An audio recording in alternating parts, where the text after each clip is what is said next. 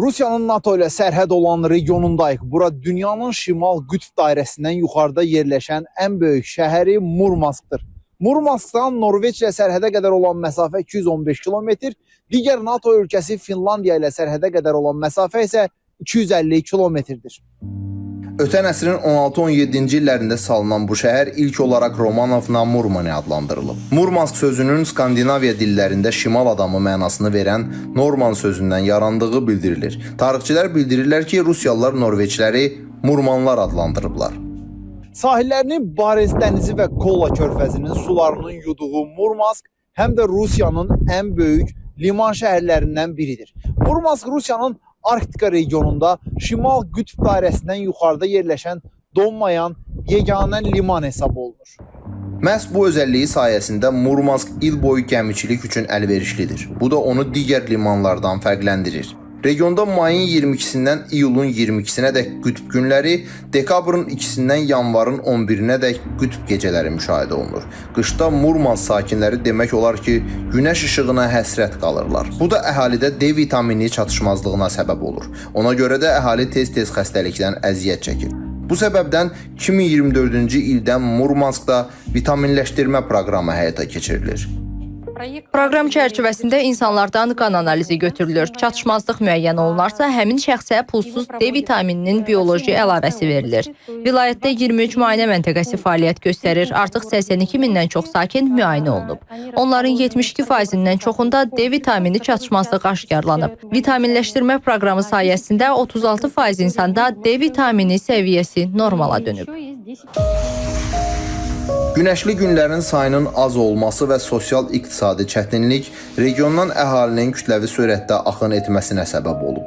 1990-cı ildən 2002-ci ilə qədər Murmanskın əhalisinin 150 min nəfərə qədər azaldığı bildirilir. Hazırda 265 minə yaxın sakini olan Murmanskda əhalinin sayına görə Ruslar, Ukraynalılar və Belaruslardan sonra 4-cü yerdə Azərbaycanlılar qərarlaşıb.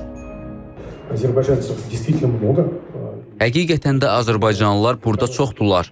Azərbaycan diasporunun rəhbərliyi çox fəaldır. Biz mütəmadi olaraq görüşlər, birgə tədbirlər keçiririk. Ümumiyyətlə, bizim regionda bütün xalqların nümayəndələri dinc, qarşılıqlı anlaşma şəraitində yaşayır və fəaliyyət göstərirlər.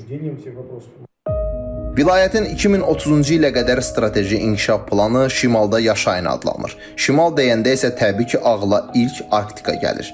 Murmansk Arktikanın paytaxtı da hesab olunur. 20-ci əsrdə dünya üçün kosmosun kəşfi nə idisə, bugün Arktikanın da kəşfi o deməkdir. Arktikanın dünya üçün əhəmiyyəti o qədər artıb ki, hətta Rusiya və ABŞ prezidentlərinin görüşünün də Arktikada baş tutması bu baxımdan əhəmiyyətlidir. Arktika bugün qlobal gündəmi müəyyən edir. Bu baxımdan Murmansk vilayəti Afrikada inkişaf üçün flaqman və vacib bir forpostdur. Murmanskın şimal dəniz yolu və Trans-Arktika nəqliyyat dəhlizi üçün baza limanı olması isə Rusiyanın regionda ən vacib rəqabət üstünlüyüdür. Regionda yerləşən unikal atom buzquran donanması və Rusiya silahlı qüvvələrinin şimal donanması Murmanskın simvollarına çevrilir.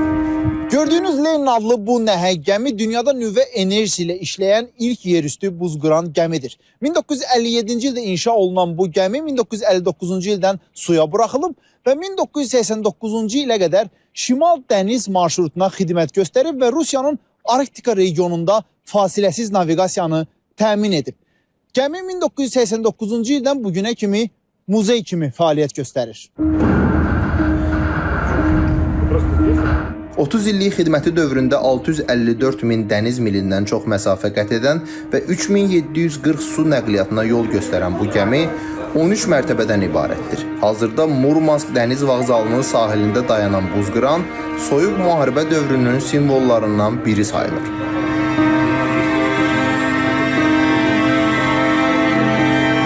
Bu gəmidə ABŞ prezidenti Richard Nixon, Kuba lideri Fidel Castro, Birləşmiş Krallığın baş naziri Macmillan, Norveç və İsveç kralları olublar. Bir sözlə dənizdə dinc atomun simvolu olmaq bu buzqıran gəminin əsas təbliğat vəzifəsi olub.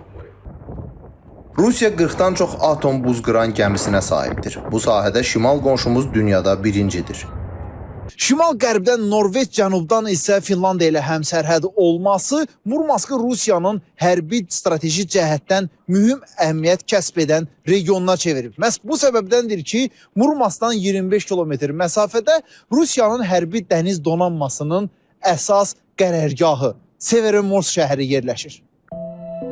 NATO ilə sərhəddə qapalı şəhər olan, giriş və çıxışa xüsusi icazə tələb olunan Severomorskda Rusiyanın şimal donanmasının qərargahı, nüvə silahları daşıyan hərbi gəmilər və sualtı qayıqlar yerləşir.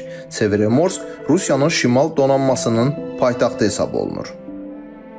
Murmanskın əsrarəngiz təbiəti, Kola körfəzi ərazisindəki çoxsaylı gölləri, çayları, şəlalələri və dağ tundrası da daxil olmaqla şimal mənzərələrinin unikal qarışığıdır.